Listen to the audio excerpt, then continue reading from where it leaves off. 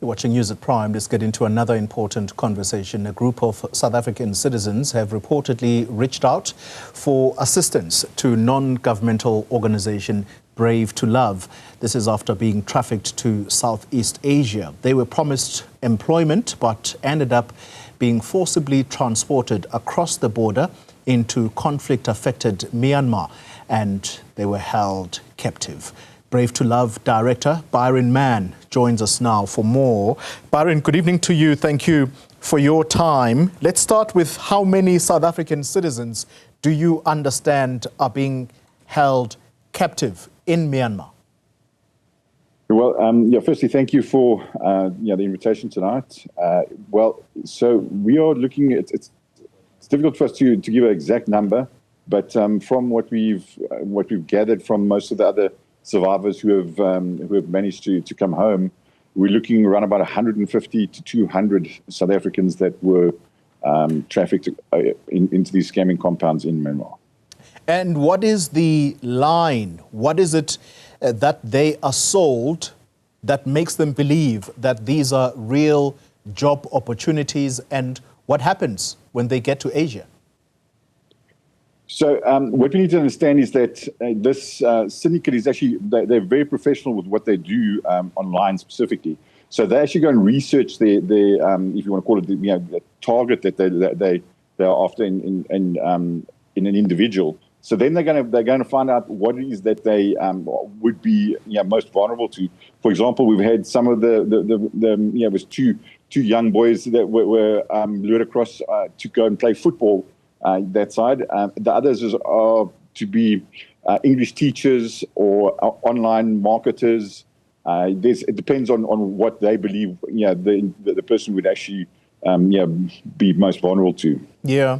The understanding is that the conditions, once they get to Myanmar, the conditions there are deplorable for human beings to even be held in such camps. Describe what they tell you, at least those that have been able to escape.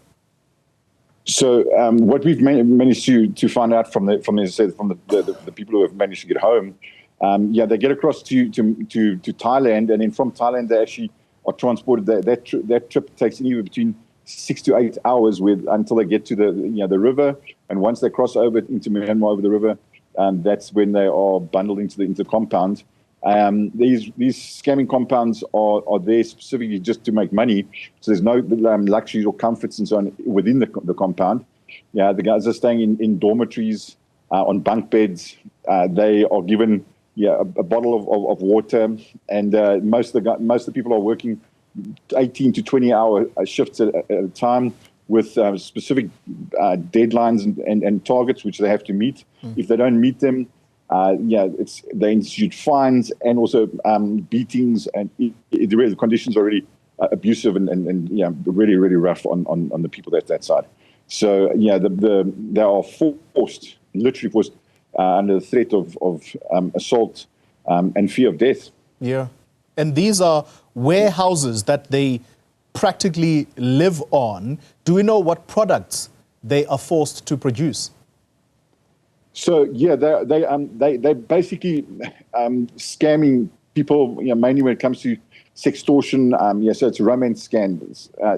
They're targeting specifically people in the UK and America. So that's why they were specifically looking for people who could speak English very well.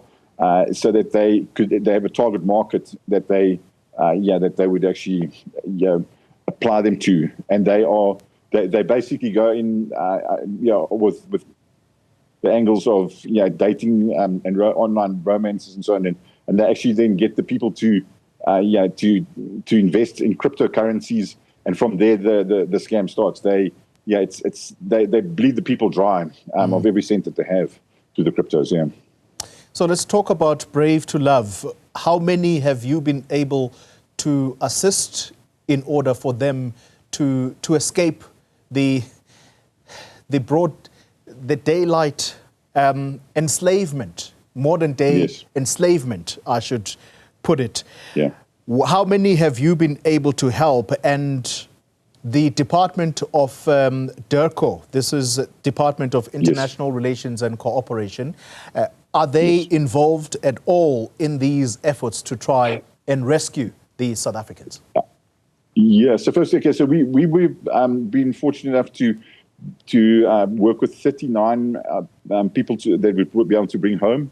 DIRCO were involved in, but they came forward and said that they are not going to be repatriating any more South African citizens. I think they were involved in the first 23 that came back. Since then, it's been on Brave to Love and the other stakeholders, other NGOs, to dig in and assist these people to come home. So yes, currently, we are working with a group now. It's 41 plus. I think we heard now another 6 that came forward today, and another 3 that are actually being held in the Myanmar prison at the moment because they overstayed their work permits or work visas. Yeah. So we are fighting for them, to bring them all back as well. I just want to get clear the stance of the Department of International Relations and Cooperation. You're saying their stance is? They said after the first 23, they made it official that they will not be repatriating any more South African citizens. We are busy engaging with DIRCO as well as many other stakeholders and law enforcement to assist. And I say we've had a fantastic response from DPCI and the SAPS as well as DSD. Done a fantastic job. So we've been working very closely with them. But as I said, DIRCO has been slow. For example, I mean, the three boys that are held in the prison. They've been forced to. They don't have a choice. It's not like they went out to go deliberately break the law. Now they find themselves in a prison that side, and nobody's coming for them. That's the Department of DIRCO should be there, or at least have a representative to go and fight their case on their behalf. I mean, these are South African citizens. It's not there's no drugs involved or anything like this. These are people that who have been coerced, lured across, and trafficked. So they are victims of human trafficking. Yeah, it is tough. It is difficult indeed. Well, thank you very much for the efforts that you are making, and we'll try to get the side of DIRCO. As you say, it appears that there is some reluctance from their side to try and lend a helping hand here. Byron Mann is the director of Brave to Love.